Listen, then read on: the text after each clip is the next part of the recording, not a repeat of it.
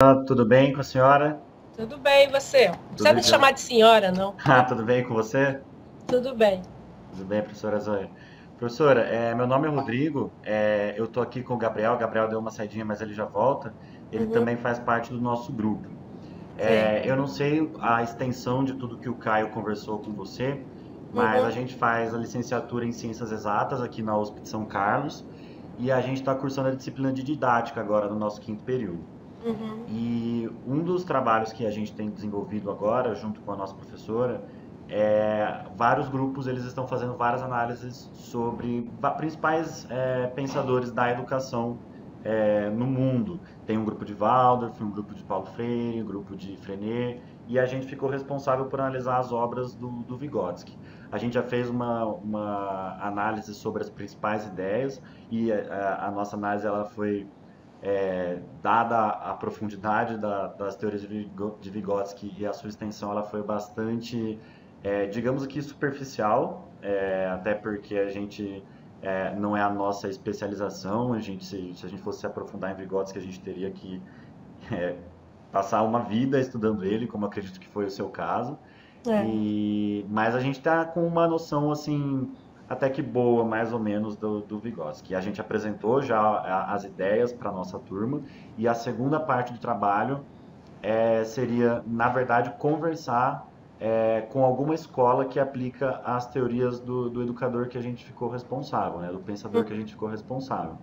Só que conversando com a nossa professora, a gente viu esses problemas que a gente inclusive já apresentou nas perguntas. Por isso que foi até uma sugestão dela, em vez da gente ir atrás de uma escola, como a gente estava tendo essa dificuldade, ela sugeriu para a gente, na verdade, ir atrás de alguém que fosse especialista no assunto. Como a gente, na nossa pesquisa, pelo nosso primeiro trabalho, já tinha visto a sua entrevista, tinha gostado das suas ideias, a gente já pensou imediatamente em você. Por isso a gente entrou em contato.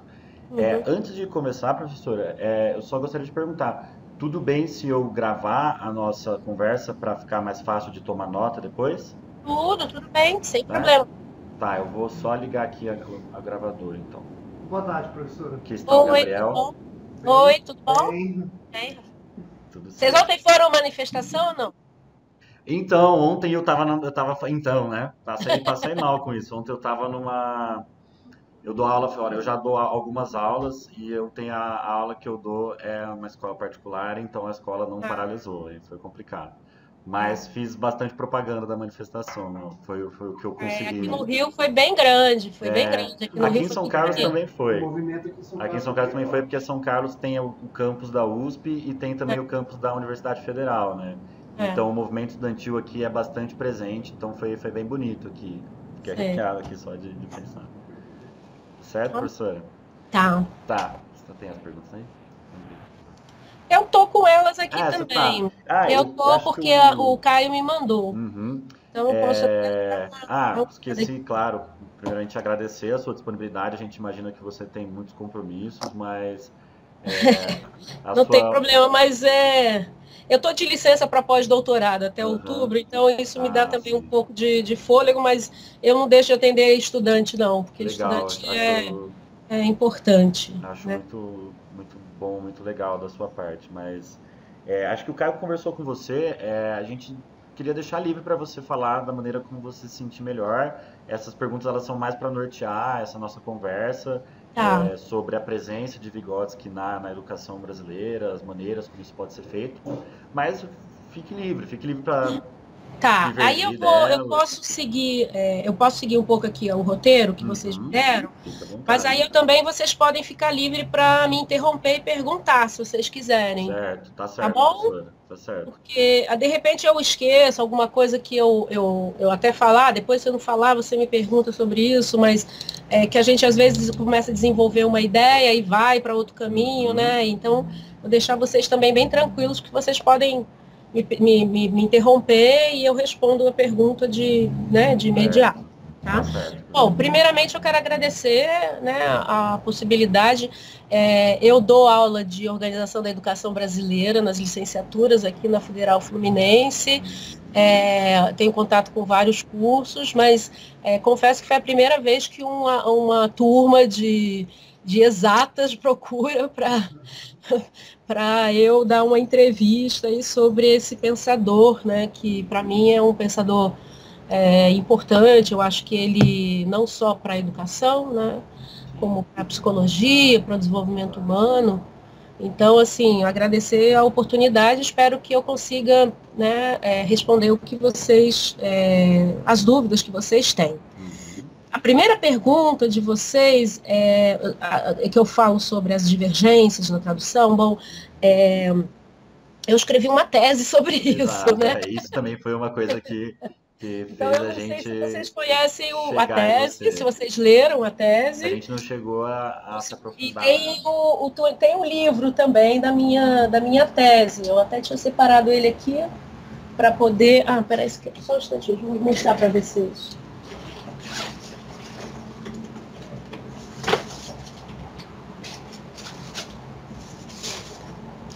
O livro da minha tese, que deu origem, que é da Autores Associados, né? Ele tem quase o mesmo nome, mas não é um pouco diferente, mas o texto é igual, só não tem os anexos. Acho que botei só um anexo que eu achei mais importante. Então, e na verdade a ideia da tese foi exatamente discutir alguns conceitos que nas traduções existentes no Brasil até então deturpavam, do meu ponto de vista, né, as ideias de Vygotsky. E aí, claro que uma tese, ela não é igual, né, desde um projeto que você faz até você terminar, ela, né, tem muitos caminhos, tem muitas coisas que mudam, né, muitas mudam. Então, a minha ideia inicial era, inclusive, pegar as obras dele traduzidas e comparar com o russo, que eu sou fluente, e tentar apresentar uma tradução. Essa foi uma ideia inicial, depois de fazer uma análise. Só que, no meio do caminho, uma descoberta que eu fiz é que quer dizer, que eu fiz, que já sabia, mas também eu fui pesquisar e fui atrás das obras, né, em russo.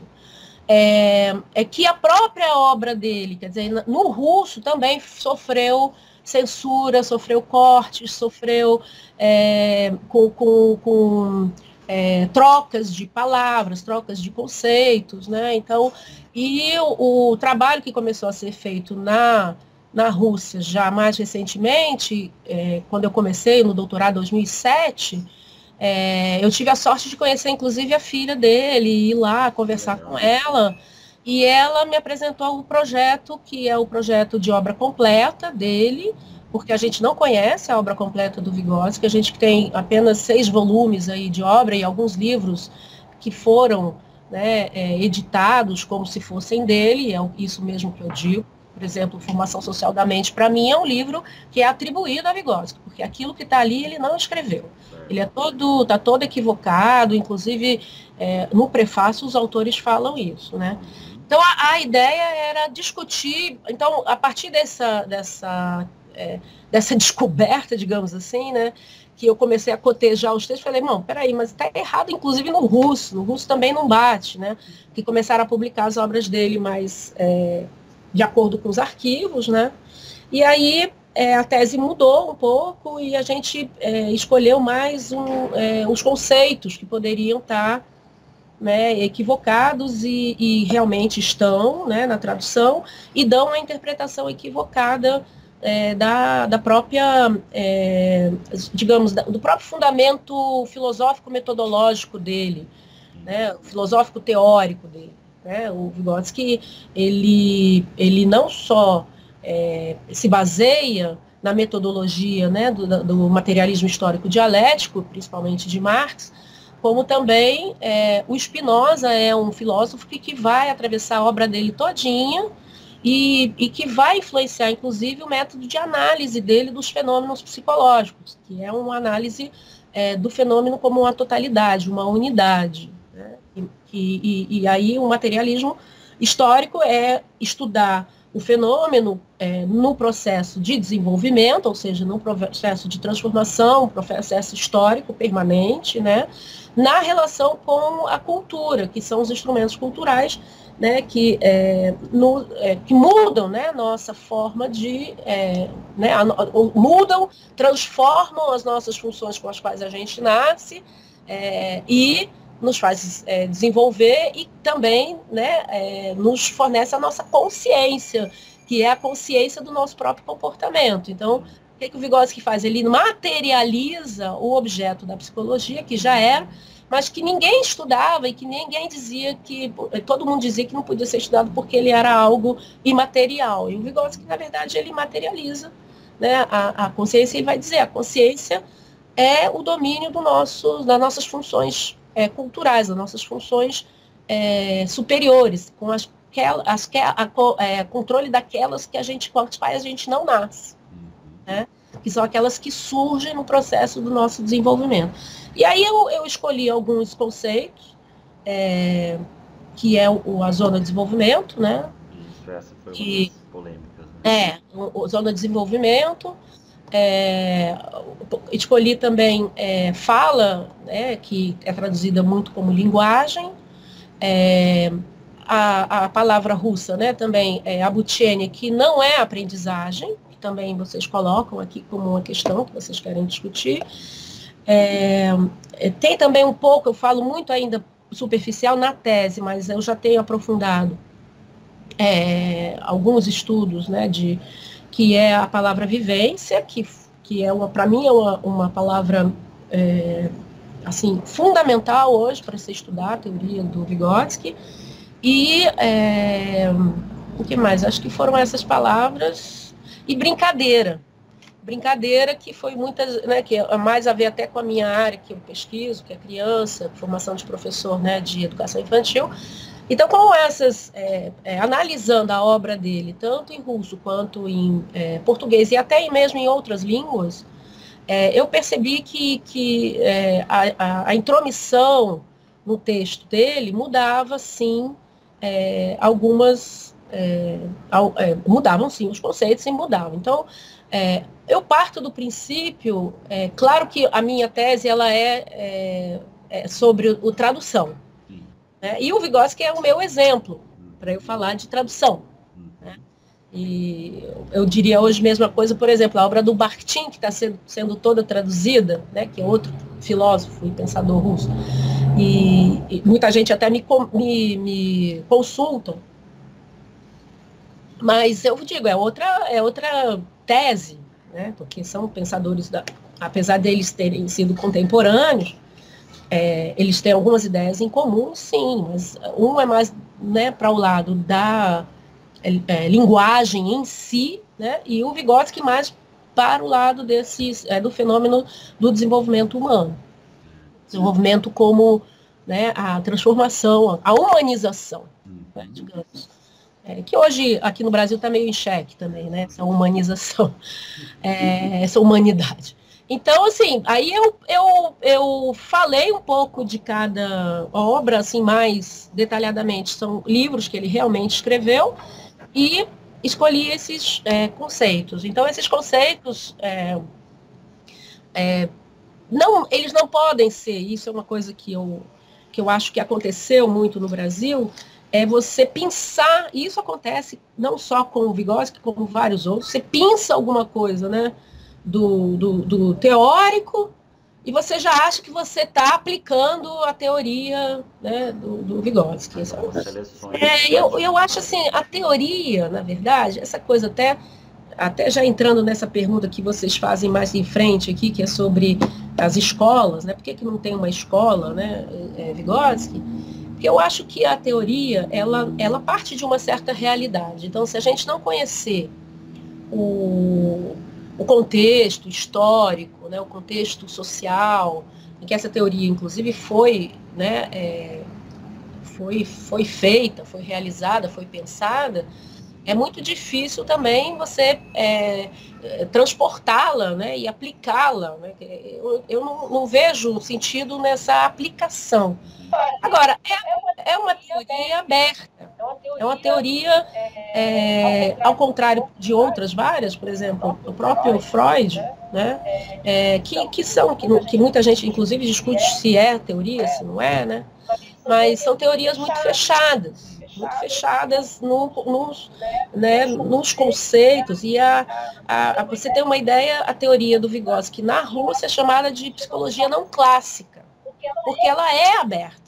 E ela dá a possibilidade de você desenvolver ideias com base nela. Isso é fantástico. Então, assim, eu não vejo uma forma de aplicação direta da teoria, mas existem ideias que nos permitem pensar uma educação diferente. Né? E educação, e uma teoria que ela pode, de alguma forma, penetrar as nossas práticas pedagógicas, né? Mas desde que a escola seja outra. A estrutura, a formação dessa escola, essa rigidez, né, essa obrigatoriedade, esse currículo que não é um currículo imposto, né? Que é um currículo imposto, é um currículo que não é discutido, não né? Quer dizer, hoje a criança, outro dia eu estava com uma criança de 1 ano e meio, a criança já sabe ler os ícones do celular, muda, sabe tudo, e essa criança está chegando na escola e a escola não sabe o que fazer com ela. Então, o que ela faz? Ela se nega, ela se volta contra, então ela proíbe o instrumento com o qual as crianças hoje estão nascendo praticamente com eles. E eu acho que não é essa a função da escola. A escola é uma instituição social importantíssima, criada pela humanidade, né, que é uma escola, não é o único espaço de educação, mas é um espaço, né, importante, onde hoje, se a gente for olhar, é um espaço de convivência muito importante, onde as crianças convivem hoje, porque elas não estão mais nas praças, não estão nas ruas, né, não estão nos calçadões, aí não estão, elas estão em casa. Então, onde que elas se encontram? Elas se encontram na escola. Então, eu acho que teria que mudar muita coisa para poder dizer que você realmente, eu não gosto da palavra aplicar, mas que você pode se basear na sua prática pedagógica em ideias de Vygotsky. Né?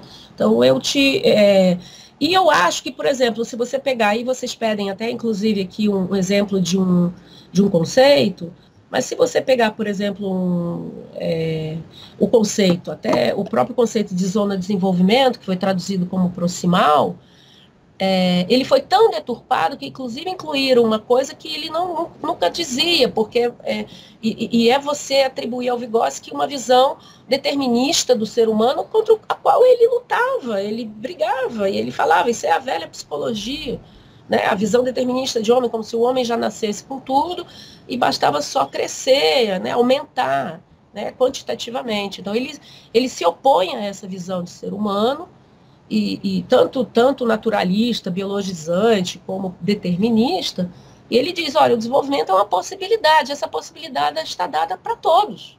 Só que o que vai acontecer?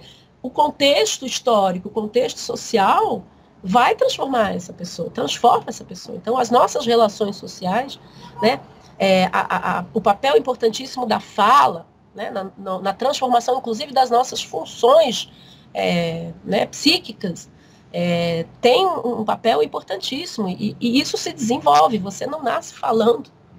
Né? A fala é um produto, né, do desenvolvimento, da transformação histórica e cultural. Então, esse conceito de zona de desenvolvimento, quando você coloca não sei se a professora de vocês, em algum momento, né, falou sobre isso, mas ela foi ensinada como algo entre uma zona atual, né, e uma zona potencial, e que aí estaria entre essas duas áreas, aí, né, a zona proximal. Então, no Vygotsky, em todos os textos, olha, eu li muita coisa, posso dizer que eu não li tudo, mas eu li, ele não menciona essa zona potencial, essa área potencial, porque é isso exatamente que estaria em contradição com tudo que ele prega. Que potencial seria uma determinação de algo que você já tem. Né?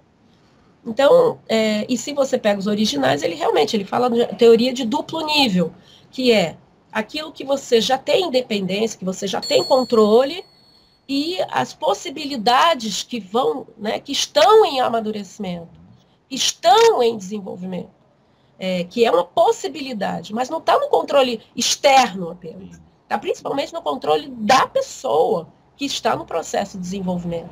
E isso, na tradução de Zona de Desenvolvimento Profissional, isso mudou muito. Se vocês forem analisar como que é ensinada, né, e como as próprias professoras, elas interpretam isso, não, ele não sabe fazer, a gente faz junto e depois ele tem que fazer sozinho. É assim a banalização de um conceito teórico que está interligado numa constelação de outros conceitos que não podem ser isolados, simplesmente, né? Porque seria um erro fazer isso. Inclusive o próprio Vygotsky jamais defenderia isso, até pela visão dele dessa totalidade. Ele fala, olha, você, para analisar um fenômeno, você pode até isolar esse fenômeno, mas sabendo que ele está relacionado com o todo.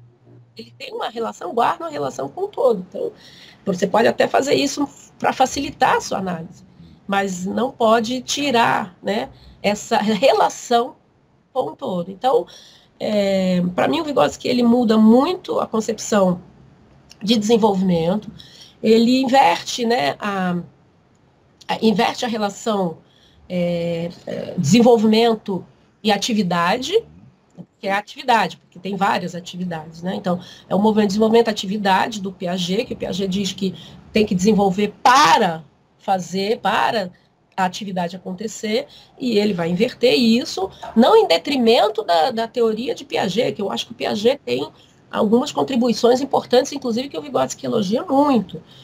O Piaget, por exemplo, o estudo dele da fala egocêntrica é basilar para o Vygotsky desenvolver a ideia dele sobre fala e pensamento, a relação fala e pensamento. Mas ele inverte, ele diz, não, a atividade, ela é a propulsora do desenvolvimento. Ela que impulsiona o desenvolvimento do ser humano. Então, a gente tem que pensar sempre que um ser humano na relação com este meio, que forma a unidade, né? E isso também é uma diferença entre ele e o Piaget, porque o Piaget diz que um influencia o outro, o Vygotsky vai falar, não pode se pensar assim, é uma totalidade, o homem, neste meio, ele só pode interpretar este meio, então é a unidade, pessoa-meio, né? E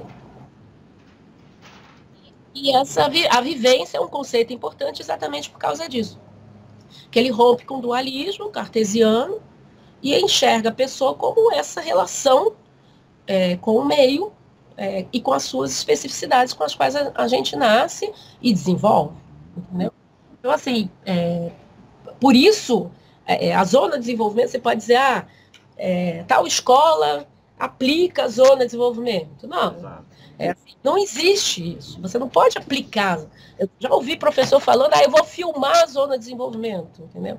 É um conceito que ele nos dá e que ele fala assim, olha, você tem que, com a atividade conjunta com a criança, você tem que apalpar o momento que ela está de desenvolvimento, que é o momento atual. O que ela já tem controle, o que ela não tem, o que ela sabe. É o momento que o educador ou o professor, né, tem com ela para descobrir, para poder trabalhar e oferecer atividades que impulsionam aquilo que está num processo ainda de desenvolvimento.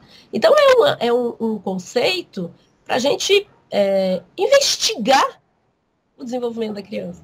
Não é um conceito para você aplicar. Fez junto, agora ela vai fazer sozinha, vou analisar como é que ela fez. Não é isso. Até porque está no controle dela, da criança, se ela quer fazer ou não, porque também tem a vontade de fazer, querer fazer e tal. E você naquele momento. Então, aí a gente já pode partir para várias outras questões, que aí entra em contradição com aquilo que eu falei no começo, com a própria estrutura escolar, com a própria avaliação dos conhecimentos. Conhecimento não pode ser considerado o fim, ele é um meio para. E a nossa escola avalia o fim, mede, né, o quanto que você sabe, o que você... Né? Então, para você ter uma ideia, logo depois da Revolução Socialista de 17, eles aboliram a avaliação por nota. Então, isso, né, tudo tem um contexto. Por quê? Porque você tinha uma escola elitizada para a nobreza, e se você agora fez uma revolução social, quer colocar todos na escola, se você for começar a avaliar do mesmo jeito que você avaliava, né, uma elite que tinha condições, oportunidades diferentes, diferente de uma criança que não tinha nada, uma criança, né, um país totalmente atrasado, camponês, criança que nunca tinha frequentado nenhuma instituição, e você vai avaliar pelo mesmo princípio. Você não pode.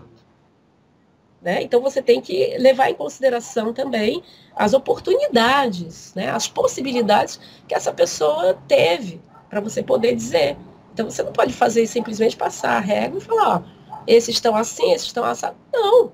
A escola, na verdade, faz isso porque é muito cômodo para ela. Né? Porque se você for pensar que você tem que trabalhar individualmente com a criança, né, para poder entender em que processo de desenvolvimento que ela está, a estrutura de 40 pessoas por aula, né? A não ser que você tenha alunos que você também, assim, que você pegue alunos que já têm um domínio, né, que já controlam aquele conhecimento, já sabem como, né, se valer daquele conhecimento, que você coloque a favor, a seu favor, porque aí é uma saída também, mas a escola... ela estruturalmente, né, do jeito, esse rígido que a gente tem, ela contraria. Então, tem muitas coisas aí. Agora, eu conheço uma escola que ela não quer... Você me desculpa, mas eu estou saindo de uma gripe, por isso que a minha voz está meio rouca. Em São Carlos, todo mundo está assim também. Acho que é a gripe Bolsonaro, né? Aí... Então, assim, uma escola em Brasília, eu sei porque minha filha é professora, pedagoga, e ela estava nesse processo, ela saiu. Eles tentaram fazer, né? Uma escola com centros de interesses para as crianças, sem sala de aula, né? Que as crianças... Agora, não é fácil. Não é fácil. Né? Uma escola pública. Não é fácil, até porque você tem vários aspectos ali. Quer dizer, as próprias crianças, quando chegam, elas já te cobram, né? Elas já te cobram coisas que você já está querendo inverter. Então, assim, coisa de sala de aula, por exemplo, eles tiveram que repensar. Entendeu? Então, assim, coisa que eles pensavam, vai ter o centro, então as crianças vão poder ir para os centros onde elas quiserem. Não é da noite para o dia que você faz. Você tem que... É todo um trabalho de desenvolvimento, inclusive da própria consciência que, por exemplo, não pode ir todo mundo para o centro de gastronomia, por exemplo, fazer comida, enquanto de matemática, ou de física, ou de química, fica, né, a Deus dará. E aí você tem que, na verdade, tudo bem, partir do interesse, eu acho isso o máximo, né? Mas é um trabalho. Então, eu acho, a minha resposta à pergunta que vocês fazem, por que não tem, né, escolas, né, com Freinet, Piaget, aí eu te faço a mesma pergunta, por que não tem escola que se vale da teoria do Paulo Freire, né? Sabe por quê? Porque a questão da liberdade, ela está em primeiro plano, e isso vale também para o Vygotsky. É a liberdade do ser humano. Quando você fala domínio dos seus processos psicológicos, está falando de liberdade. Independência total. Está falando independência, de consciência, de formação ética, estética, entendeu? Diante desse mundo tão diverso que a gente tem. Então, as crianças a elas são impostos conteúdos, entendeu? Que eu não digo que nem sejam desinteressantes. Algumas até se interessam, algumas até conseguem, né? Até várias, né? Mas não se pergunta se é aquilo que eles querem. Entendeu? Não se pergunta... assim, o professor mal sabe, às vezes, até da própria história né, da pessoa com quem ele está lidando. Né? E aí você dá uma abertura para vários outros tipos, aí você começa a padronizar, porque você padroniza, e aí aquele que foge do padrão você começa a taxar de deficiente ou de vários outros transtornos, que hoje você tem, né, um transtorno disso, transtorno daquilo, não sei o quê, e que na verdade são especificidades de desenvolvimento humano, que são as possibilidades, isso que o Vygotsky diz, olha, a criança que nasce cega, ela pode nascer cega ou ela pode adquirir a cegueira, mas o desenvolvimento das duas já vai ser diferenciado. Você tem as crianças com síndrome de Down, né? Você fala assim, ela tem síndrome de Down, como se já fosse um padrão. Cada criança com síndrome de Down é uma criança diferente. Porque vive em contextos diferentes. Pode ter, a gente tem coisas em comum? Tem.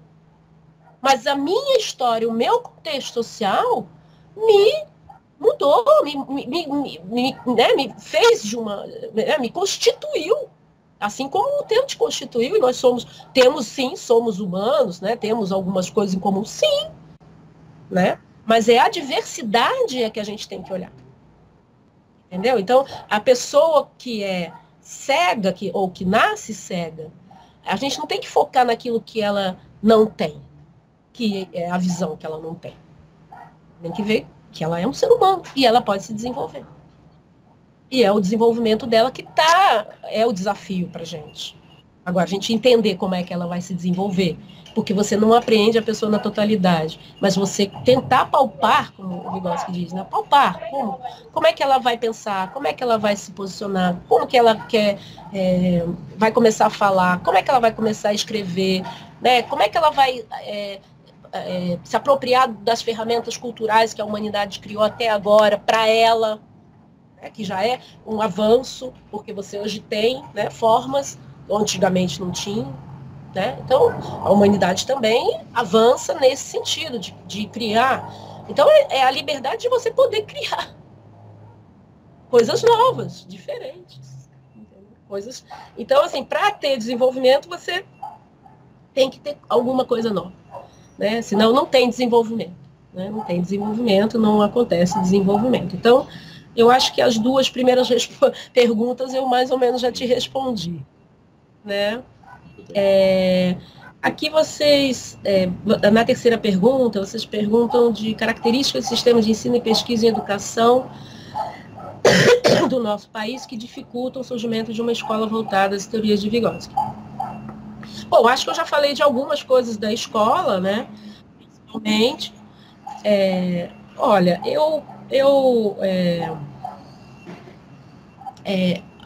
a teoria do Vygotsky foi forjada numa sociedade totalmente diferente, uma sociedade que estava implementando, né, fez uma ruptura social, né, muito grande. Uma sociedade que estava, né, pensando numa sociedade justa, livre, né, igualitária. Então, a educação como um princípio basilar, né, isso era, né, forte, muito forte naquela época, né? E estava nas mãos deles, né? Quer dizer, o Vygotsky, quando chega a Moscou, ele já com experiência de professor, pesquisador na cidade dele, ele chega com essa tarefa de criar uma nova educação, uma nova pedagogia, uma nova psicologia. Não era só psicologia. A psicologia parece que se apropria um pouco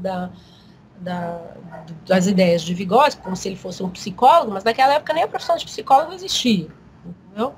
Então eu acho muito interessante uma professora de didática, sabe, tá falando de Vygotsky com vocês. Eu acho que é importante. Eu não vejo isso aqui.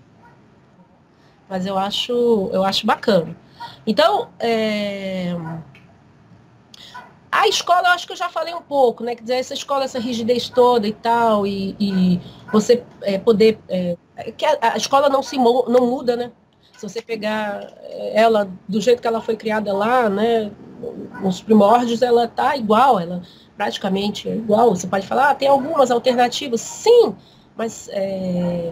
nada, assim, de estruturalmente não muda, porque ela é uma instituição, né, fortemente ligada ao Estado, né? Estado Agora, em termos de pesquisa, olha, Eu tenho percebido, assim, eu não quero me, né, vangloriar, não é essa a minha ideia, mas eu realmente não tinha noção que a minha tese traria tantas questões à tona, principalmente entre aqueles que estudaram Vygotsky, né, do jeito que estudaram. Né? Eu tive uma sorte muito grande de ter a professora Elizabeth Tunes como minha orientadora, foi uma das primeiras a estudar o Vygotsky no Brasil, escreveu artigos com base, ela lia ele no inglês. Né? Então, assim, o que eu percebo hoje, se eu falar assim hoje, depois da minha tese, que vai fazer 10 anos que eu já defendi, eu vejo assim, eu vejo aquelas pessoas que ficaram mexidas, leram, ficaram curiosas e foram atrás, procurar, né, não é atualizar, mas é se informar melhor a respeito das traduções. Então, tem um grupo com o qual eu dialogo, que me convidam, que me, né, até mesmo, por exemplo, redes de escola, de educação pública, por exemplo, que me pede para eu falar com os professores, para eu fazer uma capacitação e tal. Eu vejo isso, que foi uma coisa que a minha tese proporcionou. Então, eu tenho um grupo que está aberto, um grupo que quer o diálogo, que sim, que acha sim que teve mudanças, sim, que tem realmente equívocos nas traduções, e concorda e me ajuda, inclusive, né, a caminhar em frente, até nas traduções que eu tenho feito. Tem um grupo que é aquele grupo mais refratário. Fala, não, a gente estudou isso, está assim, é assim, pronto. A gente não quer nada, né, com essa revisão aí de tradução do Vygotsky, a gente não está nada preocupado com isso. Então, é um grupo bem, assim, hermético, que é aquilo, para eles é aquilo que eles estudaram. Então, você encontra textos deles ainda, né, falando, traduzindo os conceitos como eram traduzidos e tudo, e com os nomes, né, os conceitos, né, que eu não concordo, mas não estou falando que tem que concordar só comigo, não estou falando isso. É o direito deles, né, também eu respeito profundamente, até porque eu acho que também não é fácil. Sabe, eu me coloco no lugar. Assim, não é fácil. Você, né, estudou, aí as pessoas até me perguntam, mas o quê? A gente vai ter que agora, então, esperar a tradução de tudo para a gente entender o Vygotsky? E eu falo assim, olha, se você conhecer bem a base teórica, filosófica e metodológica dele, você começa a desconfiar das traduções. Você desconfia daquilo que a pessoa que está traduzindo colocou ali para você. Então, não falo que eu sou a tradutora. Eu sou uma. Eu tento, né? Porque eu inclusive, eu me considero privilegiada, porque eu estudo ele traduzindo. Entendeu? Então, para mim, é um privilégio eu ter acesso à obra dele, acesso de tudo que tem desenvolvido na Rússia, com a teoria dele, entendeu? Que eu possa ter acesso. E a minha contribuição é traduzir, é trazer para o leitor que não fala russo. Falei, o outro caminho é aprender o russo. Pode aprender também. Não? A minha orientadora está aprendendo há 10 anos. Ela já lê, ela já consegue identificar, ela já me ajuda, entendeu? Né? Então, eu acho que estão no direito deles. Tem um outro grupo, um terceiro grupo, que é um grupo que acho que não entendeu bem, né, o meu trabalho. Então, é um grupo que, por exemplo, quando escreve algum texto e fala as obras de desenvolvimento proximal, aí entre parênteses, ou como prefere, prestes, né, iminente. Para mim, essa pessoa não entendeu. Porque eu faço uma crítica, né, radical a esse tipo de interpretação, né, de tradução como proximal. E não é um capricho meu apenas mudar a palavra. Não é. Tem todo um significado e um argumento, né, forte, do meu ponto de vista, para dizer, olha, não é proximal. Até porque você dá a ideia de próximo, o que está ali, né? Você vai fazer junto e vai fazer, a criança vai fazer, ou ela já vai dominar A aquilo, pessoa acaba entendeu? então colocando E, o conceito que você propõe dentro daquela ideia que ela vai definir como proximal, que é o que você discorda.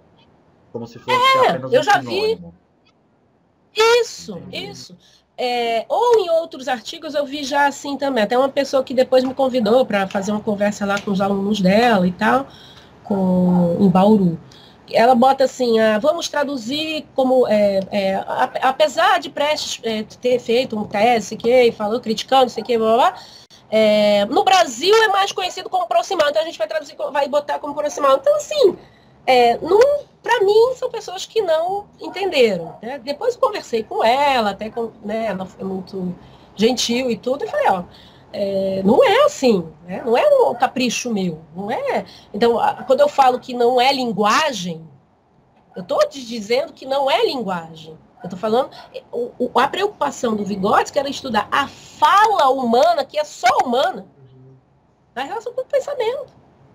Porque linguagem os animais também têm. Então é a fala como um fenômeno vivo, humano. Agora, se as pessoas acham que é a mesma coisa falar linguagem e fala, sinto muito, para mim não é. Para mim não é. Para mim é uma função psíquica que a gente desenvolve, né? Que ela está, inclusive, na linguagem. Ela, como um aspecto humano, ela pode fazer parte da linguagem. Mas ela é um fenômeno só, né, estritamente humano. Ela é o nosso fenômeno. Né? E a criança não fala quando ela fala a primeira palavra. Ela começa a falar já quando está chorando lá no berço, bebê, e já sabe chorar de diferentes modos. E a gente já começa, quem convive, começa a entender, inclusive, que choro é. Se é um choro de fome, se é um choro de incômodo, que é de dor, de que é você que convive com a criança. Ela começa a te comunicar os estados dela, né? Inclusive emocionais ali. Então eu acho que eu penso assim, eu penso que isso dificulta um pouco, né, essas pessoas que ficam, né, refratárias, mas eu não, assim, eu não me importo, eu acho que todo mundo está no seu direito, eu vou fazendo o meu trabalho, né, e o meu propósito é tentar traduzir e trazer textos, né, do Vygotsky, que nunca foram traduzidos. Então, ano passado, eu não sei se vocês já viram, eu traduzi este livro, que são 7 aulas de pedologia, sobre fundamentos da pedologia. Foi lançado ano passado. Ele está na editora E-Papers, tem o impresso e tem o PDF. Então, em PDF, o digital ele é mais barato. Né? E o ano passado também, a gente lançou a segunda edição do Imaginação e Criação na Infância, que foi uma tradução que eu fiz. Eu fiz em 2009 e agora saiu essa pela Expressão Popular. Foi no final do ano passado, a Expressão Popular. E essa daqui eu doei os direitos todinhos para a editora e ela está vendendo o livro a R$22. Então, assim, né, você vê que e ficou muito bonitinho, muito legal. Ficou muito bem Ficou muito bonito o livro, são desenhos das minhas filhas.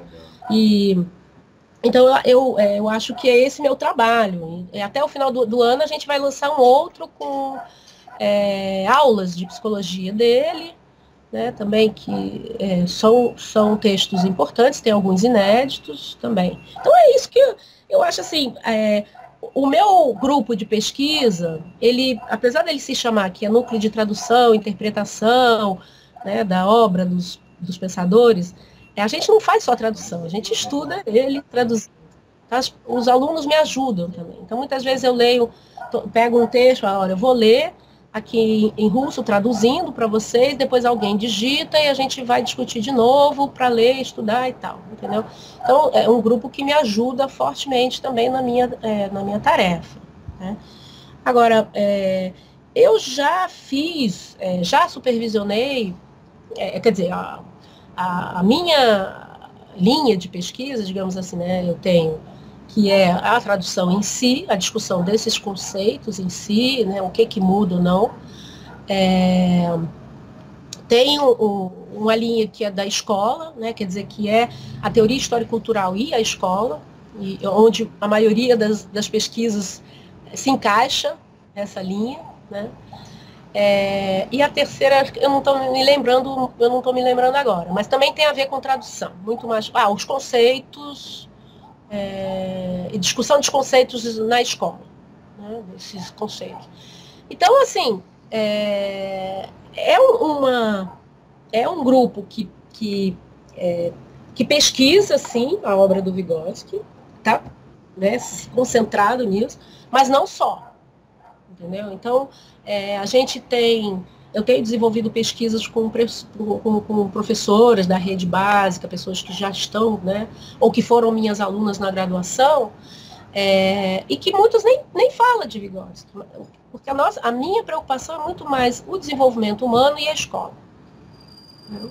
Esse desenvolvimento e a escolarização, né? O que a escolarização faz, né, da humanidade, na verdade, é uma discussão. Então, assim, eu tenho orientado muito aluno de outras áreas, geografia, biologia, letras, pedagogia, tem alguns, tive uma aluna de doutorado de música, muito interessante o trabalho que ela fez, ela desenvolveu, inclusive criou jogos a partir das ideias, né, para desenvolvimento da musicalidade de crianças. Então, assim, são trabalhos, desse ponto de vista, assim, agora, tem uns que só se baseiam no Vygotsky. Então, o de biologia, por exemplo, o meu aluno, a discussão dele era conceito cotidiano e científico, essa hibridização e essa hierarquização que se faz, né? Então, ele discutiu dos conceitos na biologia, fez entrevista com os alunos, foi muito interessante. E tem, ao mesmo tempo, por exemplo, uma aluna que fez um trabalho sobre os idosos analfabetos. Então, como que eles são analfabetos ou não? O que é? São de poucas letras, né? Quer dizer, por que a gente chama eles de analfabetos? O que é alfabetizar, né? Afinal das contas. O Vygotsky tem algumas ideias, mas não foi a base da pesquisa dela. Já orientei muito projeto de iniciação científica, com base nas ideias do Vygotsky, principalmente, por exemplo, essa questão do diagnóstico de desenvolvimento das crianças. Então, uma aluna que escreveu sobre duas crianças que ela trabalhava, que eram crianças consideradas, né, com deficiência, né. Tem um trabalho também interessante que foi esse especialmente eu gostei muito porque até o filme, né, tem até um filminho sobre ele que é, na verdade, o coletivo como fator de desenvolvimento humano, que é o que o Vygotsky diz, né? Quer dizer, você desenvolve as suas funções, elas são sociais, já são dadas, né, socialmente, porque você nasce como um ser relacional, porque senão você não sobrevive, né? E você desenvolve ela, né, no coletivo e depois ela passa para um plano interno, não que ela deixe de, né, ser social. Ela não deixa de ser social, é uma função social, mas ela passa para um plano individual que vai passar para esse plano, inclusive, desse autodomínio, desse autodesenvolvimento, entendeu? E a gente não pode desconsiderar esse fato. É um fato que outro fato que a escola desconsidera. Que você se desenvolve porque você também se autodesenvolve. Não é o outro apenas te influenciando, falando que você te ensinando e tudo, que você vai se desenvolver. Então, é uma pesquisa que as meninas fizeram, foi muito interessante porque elas fizeram vários encontros com 3 crianças e ensinando a elas a fazer... elas estavam juntas, e aí elas fazendo juntas durante muito tempo, um jogo de memória, com recortando, né, de revistas e tal. Aí, no segundo momento, depois de vários encontros, elas pediram, elas colocaram outras crianças pares, né, com essas crianças que já fizeram, elas teriam que ensinar a colega a fazer. Então, eram 3 pares, aí tinha uma criança de 4, outra de 5, outra de 6. E, então, os pares dessas crianças, né? Fazendo, também elaborando, quer dizer, fazendo a mesma coisa que elas fizeram. E elas não se intrometiam. Né?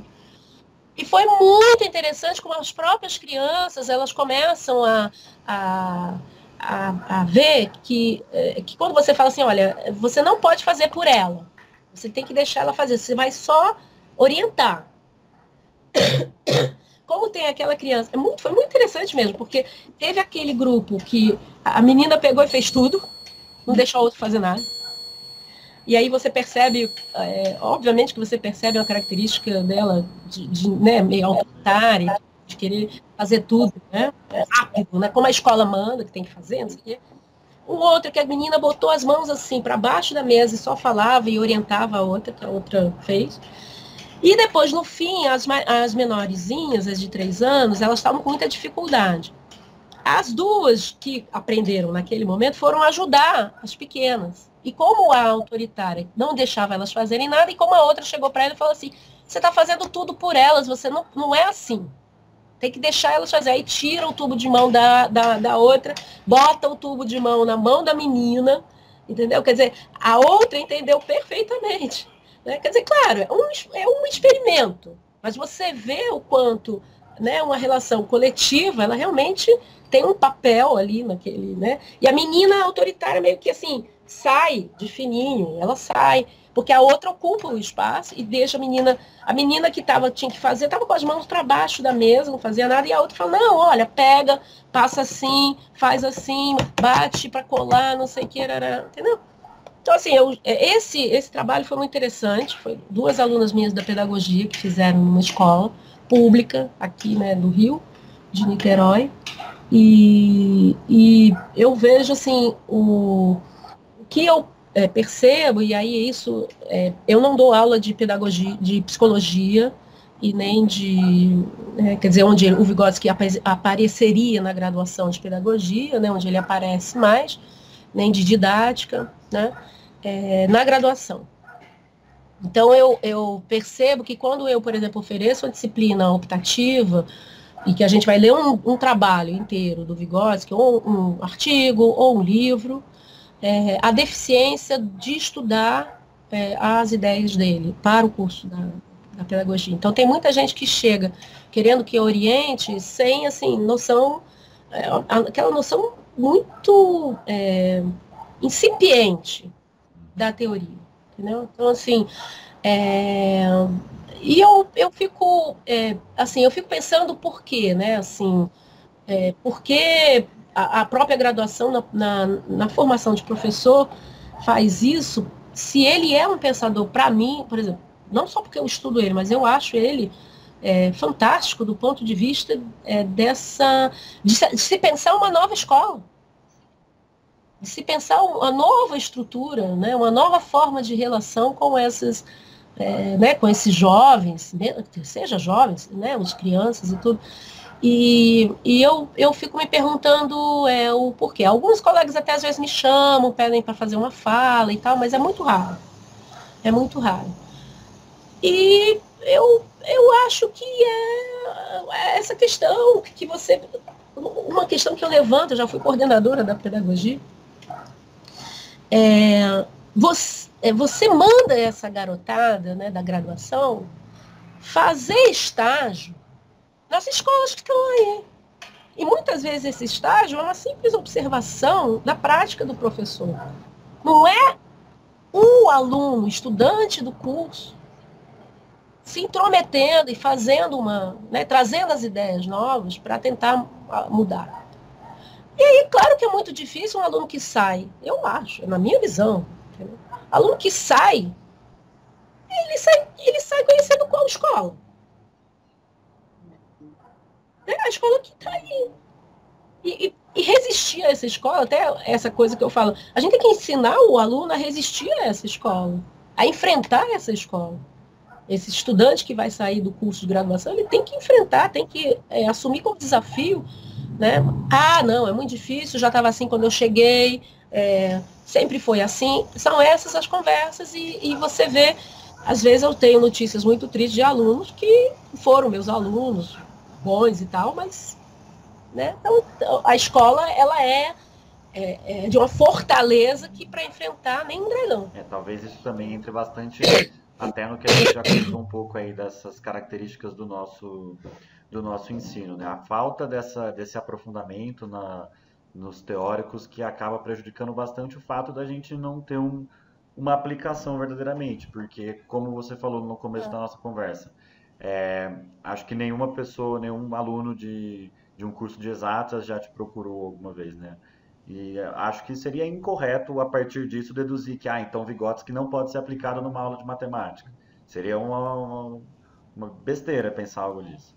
Então eu acredito que realmente isso que você comentou é bastante factual. A gente procurou, mas realmente no nosso curso, essa disciplina de didática, ela é a única em que a gente tem um contato maior com os pensadores, assim, e através, assim, desses seminários mesmo, porque a gente acaba não tendo tempo só nessa disciplina de abordar todo o programa e os pensadores. Na verdade, é a professora que está introduzindo os pensadores, porque na ementa da disciplina não existe os pensadores. Foi uma iniciativa da professora mesmo.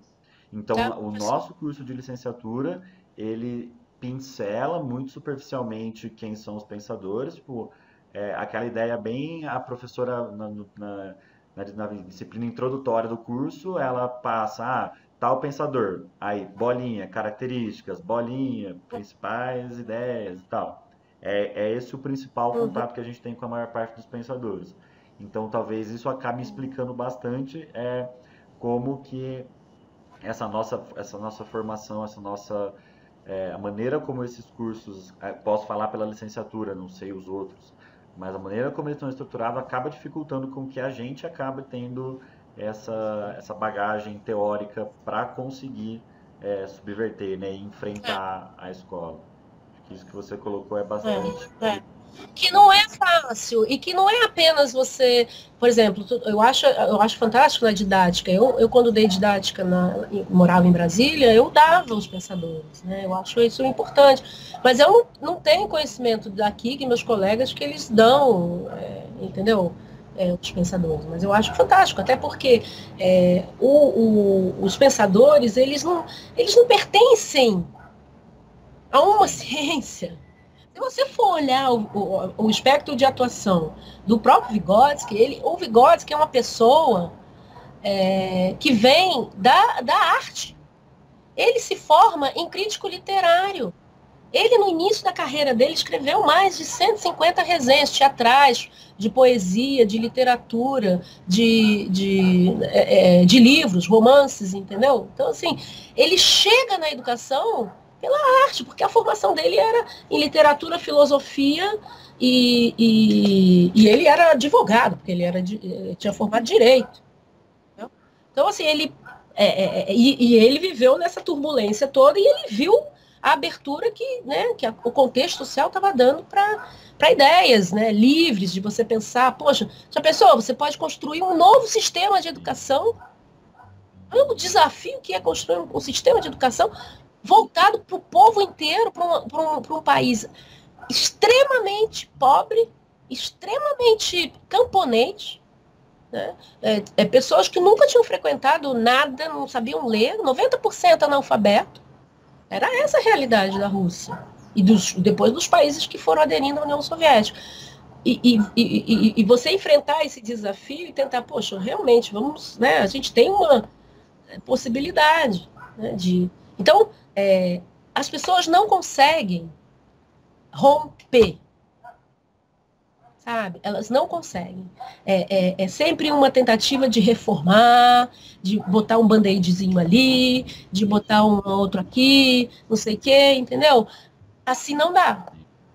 Tem que ser uma coisa totalmente nova, né? Não estou falando que a gente tem que esperar mudar a ordem social, não. Não estou falando disso. Mas uma ruptura por exemplo, eu faço uma crítica a gente nem pode ficar falando isso, né, hoje, né? Essa coisa até contrária à escola, porque estão aí defendendo o homeschooling, né, do jeito que eles estão defendendo, e defendendo essa coisa de, né, contra a escola, que a escola doutrina, não sei o quê, né? Bom, se a gente doutrinasse nas escolas e nas universidades, ele não teria sido eleito, ele nem pensa nisso, né? Ele nem deveria, nem teria, né? Se a gente realmente doutrinasse. Né? Então, assim, tá vendo? Aí eu me perdi. Não, aí bom, essa coisa da escola, você não pode nem fazer uma crítica, você tem, mas, né, agora, eu faço a crítica, por exemplo, a governos que a gente teve, né, do próprio PT, que não teve um rompimento. Qual o rompimento com qual política que a gente teve na educação? Se a gente for falar de educação, não tivemos. Não tivemos. Se você pegar o Todos pela Educação aí, que hoje agora todo mundo é muito fácil, né? Pegar e falar mal, e falar de empresários, que não sei o quê. Quem foi criado quando? Quando? No governo do Lula. Entendeu? Quer dizer, é isso que eu estou falando. Você ter uma possibilidade de romper e não romper. Então, o Brasil é sempre nessa de tentar encontrar uma solução. Não estou falando que tem que morrer gente, mas você tem que enfrentar. Para romper, você tem que enfrentar. Você tem que impor um corte.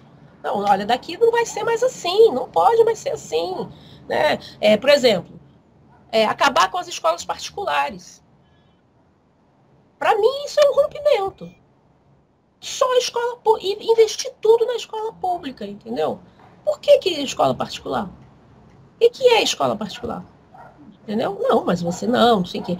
E aí, essa coisa, quando a gente também volta para o Vygotsky, aí essa coisa, achar que ele vai salvar a educação, ou o Piaget, ou o Waldorf. Não tem salvador.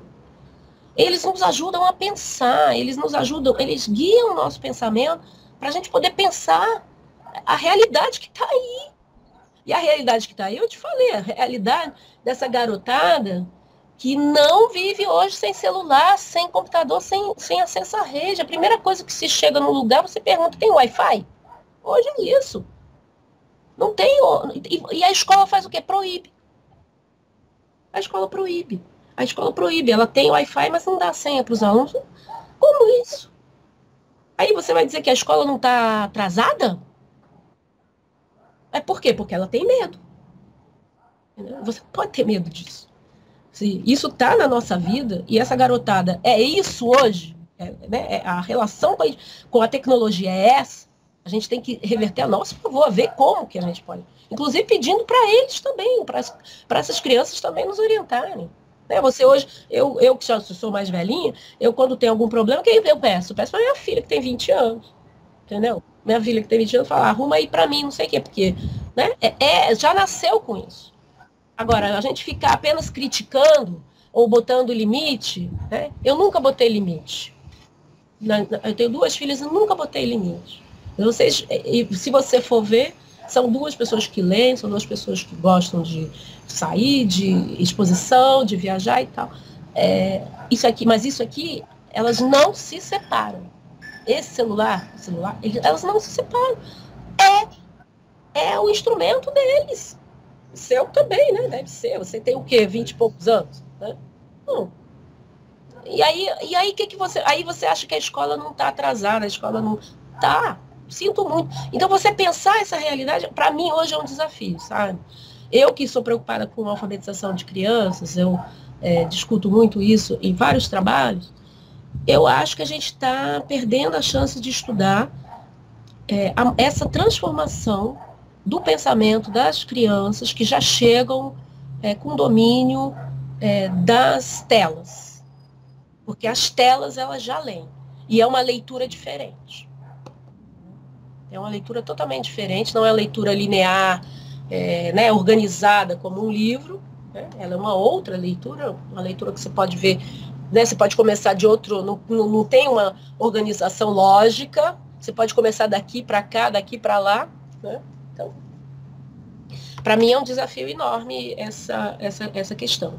Né? Então, assim, eu vejo muito essa questão que vocês botam aqui com a aplicação das práticas, né? Na prática, é muito difícil. Eu acho que, eu acho assim, você pode pensar na filosofia, né? De uma escola com a filosofia, né? Da teoria histórico-cultural, né? Porque alguns desenvolveram alguns conceitos do Vygotsky mais, né, depois da morte dele, que ele morreu muito novo. E você tem contribuições importantes para isso, entendeu? Agora, aplicação direta, eu não defendo, eu não, acho que isso é impossível com qualquer um. Entendeu? Quer dizer, mas o quê? Repetir uma coisa que ele já fez? Reproduzir? Para ver qual resultado vai dar hoje? Até pode ser, mas é uma reprodução. E aí você tem que também colocar os aspectos históricos e sociais aí nesse, né? E fazer até é legal, um estudo comparativo, tudo bem. Mas não é aplicação pura. E você organizar uma escola com a filosofia também, né, da teoria histórico-cultural, assim, você ter como princípio o diálogo, né, a relação social, né, e a liberdade. Os princípios assim, básicos, para não entrar em outros, mas são importantes. Entendeu? Então, assim, eu acho que o que dificulta é um pouco essa abertura mesmo, né? Então, eu acho que o que a gente está vendo aí vai ficar cada vez mais difícil, né? Mais difícil e mais complicado, né? E aqui, acho que já é a última, e depois se você quiser me perguntar alguma coisa, eu também respondo. Você fala... Bom, aqui vocês perguntam se pode ser trabalhado, né, em todos os ciclos. Olha, eu acho que o Vygotsky, ele, pelas ideias dele, eu acho que ele é um pensador que ajuda a pensar o desenvolvimento humano em todas as fases do humano, entendeu? Então, assim, fase, o período... E ele se concentra na infância, porque muita gente diz, ele não estudou o adolescente, ele não estudou o adulto. Mas ele, em algum texto dele, ele diz por quê. Porque na criança é quando tudo está ainda em processo de desenvolvimento, que você consegue, de alguma forma, perceber o que está diferente. E ele diz, o nosso desenvolvimento também é por saltos, né, por saltos qualitativos. Então, é uma coisa que você, por exemplo, a criança não andava ontem, estava engatinhando ontem já está andando. Então, é um salto. E aí não muda só a situação social do desenvolvimento, reestrutura toda a personalidade dela, porque ela, de uma posição de olhar, né, de 4, ela está agora olhando de outra forma o mundo. Uma relação completamente outra. Então muda, reestrutura. E é isso que ele vai dizer. Então as funções psicológicas, elas emergem no nosso desenvolvimento, né, as culturais, e elas transformam, elas transformam toda a nossa personalidade.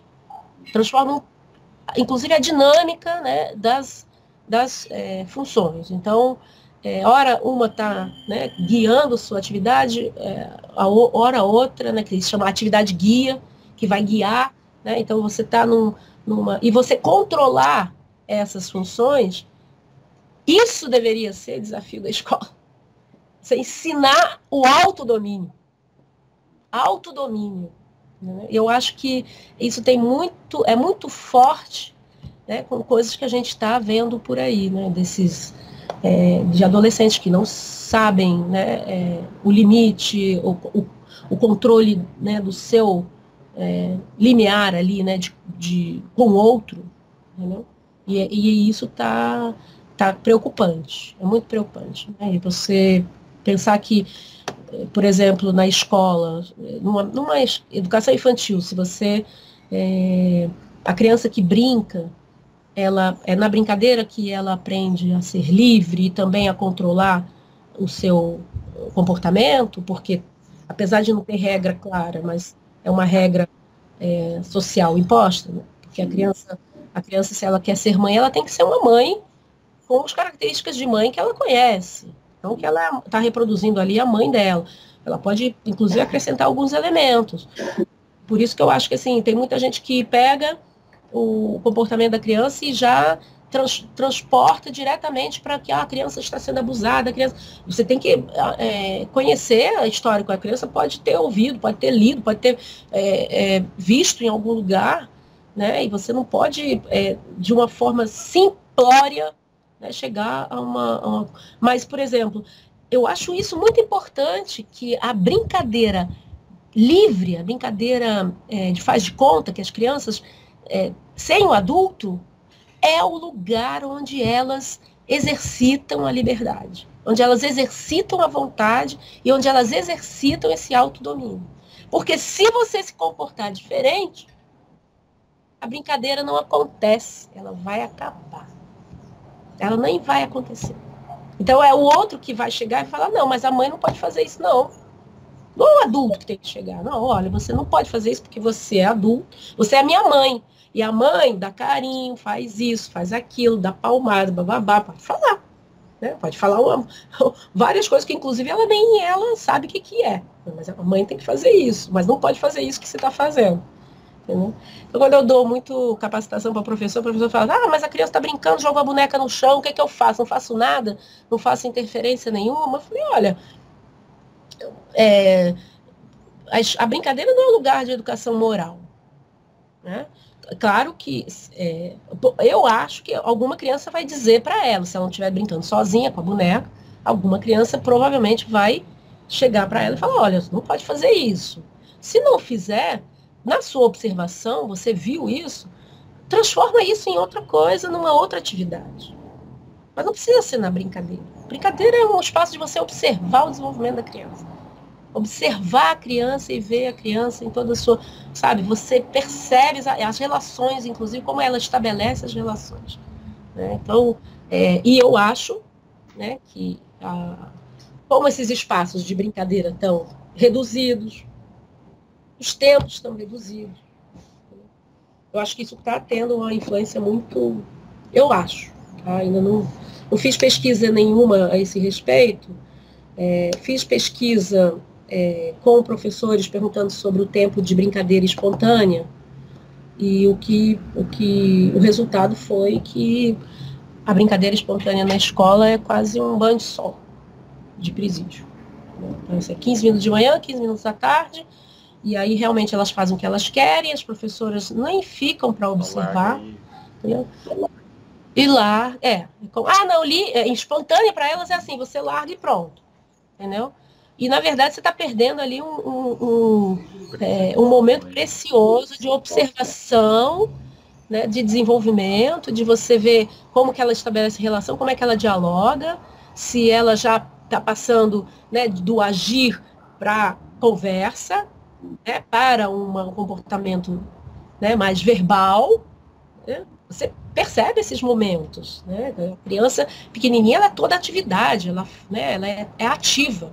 Na medida que ela vai aprendendo a falar e se comunicar e saber que ela pode controlar o comportamento dela e o do outro por meio da fala, a atividade, inclusive, vai reduzindo. Isso sim, isso tem uma pesquisa importante feita. Você vê a criança muito mais falando do que agindo, ou correndo, ou fazendo, né, na ação mais física mesmo. Né? Então, é praticamente isso. Eu não sei se eu respondi tudo que vocês queriam, mas eu acho que até no ensino superior o Vygotsky é aplicável se você dizer, eu vou me basear nisso para trabalhar com os meus alunos, eu vou, vou ter essa postura, porque é isso que eu acho, entendeu? É a postura sua como professor diante dos alunos com quem você está dialogando. Né? Então, se você é um professor realmente que respeita o outro, que está preocupado com o desenvolvimento do outro, que está preocupado, não que ele acumule conhecimento, mas que o conhecimento sirva para ele para se desenvolver, e que não é apenas a nota que você tem que dar. Por isso que eu sempre digo, eu não posso fazer avaliação sozinha. Vocês vão ter que me falar da avaliação de vocês. Como que vocês se avaliam na disciplina? conseguiram, né, para vocês, o que vocês estão levando daqui. Então, eu não sou eu, né? Mas, enfim, eu acho que em todos os... Se você se baseia nesse princípio da liberdade, da vontade, da necessidade, né? Quer dizer, uma pergunta crucial, né? Qual a necessidade disso? Né? E de um diálogo permanente com essas, né, com as pessoas, porque a gente, no diálogo que a gente aprende, inclusive, a ter o limite, né? O limite é o outro, você não é livre sozinho. Você está falando de liberdade na relação, né? Então você não é livre sozinho. Então, se você se baseia, né, você como professor, né, você tem um trabalho pedagógico, que você está assim, você tem conteúdo que é importante, mas você tem por base esses princípios que eu falei, né, a liberdade, a necessidade, a vontade, a curiosidade, o interesse. Se você está preocupado muito mais com o desenvolvimento do que apenas a nota, né, aí, né, aí eu acho que você pode até dizer que, né, você tem um fundamento nas ideias do Vygotsky. Agora, fora aí é muito difícil, né? Né? É muito difícil. Até porque, eu te digo isso até porque o sistema te impõe a dar uma nota. É como você disse, né? Sem a ruptura, provavelmente isso não acontece. Uma ruptura e a ruptura na consciência, né? Quer dizer, você numa visão totalmente diferente de ser humano, né? Que você está, na verdade, o ser humano é a possibilidade de te desafiar. Permanente. Você está colocando, quer dizer, e hoje ainda o professor se coloca como o dominador do conhecimento, aquele que domina, que muitas vezes é aquele que, né, que manda calar a boca. A gente ainda tem um professor assim, e na universidade. Eu fui coordenadora, eu recebi reclamação de aluno. Então, enfim, não é fácil. Eu falo isso também, olha, não é nada fácil. Mas a possibilidade, ela está dada. Cabe a gente, né, o desafio de tentar, de alguma forma, né, mudar, romper mesmo. Então, eu acho que é isso. Agora, vocês são de matemática ou exata? Ele é chamado de licenciatura em ciências exatas. Ele é um curso que é estruturado de maneira a, nos anos iniciais, dar uma noção geral de ciências.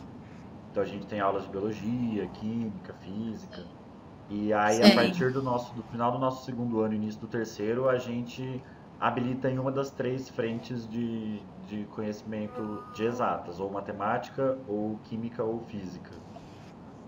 Ah, que legal, poxa, eu não conhecia. Ele é bastante abrangente. Eu até acho que, para dar conta disso, ele acaba prejudicando um pouco na questão pedagógica. A questão pedagógica ela é um pouco inferiorizada em relação à questão técnica do nosso curso. É um debate que a gente tem bastante aí em possíveis reformulações do curso, que as nossas disciplinas pedagógicas elas estão meio em falta, assim. Mas é um curso legal, é um curso interessante, apesar dos problemas que ele tem. Mas eu acho interessante isso, né? Quer dizer, você vai ter uma licenciatura em ciências exatas, mas você pode dar aula em 3 áreas, né? Ou você pode nem separar as áreas, né? Você pode continuar dando na... Eu acho interessante. Agora, tem uma revista que eu organizei, esse ano saiu em março, a revista da Federal...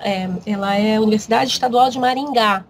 Eu posso depois mandar o link para vocês, que pode ser que seja interessante. Tem um artigo lá de um dos bisnetos do Vygotsky, que é psicólogo, que ele fala do ensino de matemática, que vocês podem, de repente, se interessar. Tá? Aí eu mando o link para você aqui no Skype, quando a gente acabar, eu pego, copio e mando para vocês. Que eu acho que... E tem vários outros artigos. Tem um artigo também da neta dele com o marido, só que ela não tem o nome dele, é Kravtsova, mas aí eu escrevo para vocês. Falando dos fundamentos da teoria. É muito interessante. Para introduzir a teoria, e vocês vão ver que tem algumas coisas que eu falo que também, né, eles falam, Eu tenho uma relação muito boa com eles. Foi né? você que traduziu esse artigo dele? A revista, tudo que foi do russo eu que traduzi. Apesar de não estar na revista como tradução minha, acho que foi uma falha, não sei. Mas não tem problema, mas é toda a tradução minha. Então vocês olhem, porque eu acho que vai ser interessante. É interessante para vocês. Bom, acredito tá que bom? você mais do que superou as nossas expectativas com a nossa conversa. Eu acho que foi bastante engrandecedor para mim, acho que para o Gabriel também. Tá aqui concordando aqui do lado. Eu gostaria de agradecer em nome do nosso grupo, da nossa equipe, em nome dos nossos alunos, da nossa turma toda. Acredito que vai ser muito bom para eles também, tudo que a gente levar para eles. Agradeço muito a sua disposição, como você disse. Que é isso. Eu acho que é bastante essencial esse contato de pessoas assim como você, que tem todo esse conhecimento para passar essa vivência toda, usando aí um dos termos de Vygotsky, essa vivência toda. E é bom pra gente, porque, como eu disse, a gente acaba não tendo muito contato com isso, e ter esse contato abre muito, muito a nossa cabeça para as possibilidades que a gente tem. Tá certo, professor? Sim, então, muito obrigado. Que bom, que bom. Espero que vocês tenham sucesso aí no trabalho. Né? Vocês recebam a nota máxima, né? Mas que o mais importante é o diálogo aí que a gente está tendo, que eu espero que vocês consigam, de alguma forma, aproveitar também na trajetória aí de vocês e tudo. E manda meu abraço para a professora e fala que eu realmente fiquei bastante feliz de ver uma professora de didática, né, tá abrindo essa possibilidade para o Vygotsky, né, entrar, né, quer dizer, fazer parte. Manda sim. Né? Tá bom? E dá um abraço no Caio. Obrigado, tá bom? Boa tarde. Beijo, tchau, gente. Tchau, tchau. Tchau.